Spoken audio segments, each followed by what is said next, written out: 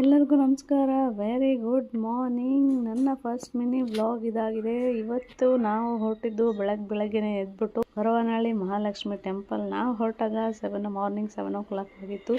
ಅಲ್ಲಿ ರೀಚ್ ಆದಾಗ ಒಂದು 9:30 ಆಗಿತ್ತು ಅನ್ಸುತ್ತೆ. ಅಲ್ಲಿ ನಾವು ರೀಚ್ ಆಗಿದ ತಕ್ಷಣ ಪೂಜೆ ಸಾಮಾನೆಲ್ಲ ತಗೊಂಡು ನಾವು ಹೊರಟ್ವಿ ನಾರ್ಮಲ್ ಕ್ಯೂ ತುಂಬ ರಶ್ ಇದ್ರಿಂದ ನಾವು 100 ರೂಪಾಯಿ ಪೇ ಮಾಡಿ ಸ್ಪೆಷಲ್ ಎಂಟ್ರಿ ತೊಗೊಂಡು ಸ್ಪೆಷಲ್ ಎಂಟ್ರಿಲಿ ಹೋಗ್ತಾ ಇದ್ದೀವಿ.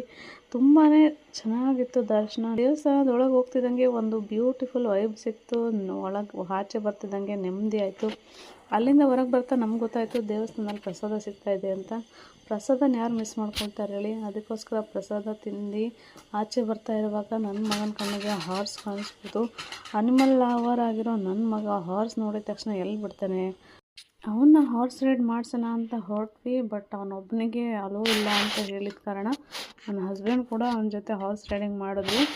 ಬಟ್ ಸೇಮ್ ಅಮೌಂಟಲ್ಲೇ ಇಬ್ಬರು ಬೈ ಒನ್ ಗೆಟ್ ಒನ್ ಥರ ಇಬ್ಬರು ಹಾರ್ಸ್ ರೈಡಿಂಗ್ ಮಾಡಿದ್ರು. ನಂತರ ನನ್ನ ಮಗನ ಮುಖದಲ್ಲಿ ಇದ್ದಿದ್ದು ಖುಷಿ ನೋಡ್ಬಿಟ್ಟು ನನಗಂತೂ ಸಿಕ್ಕಾಪಟ್ಟೆನೇ ಖುಷಿ ಆಯಿತು.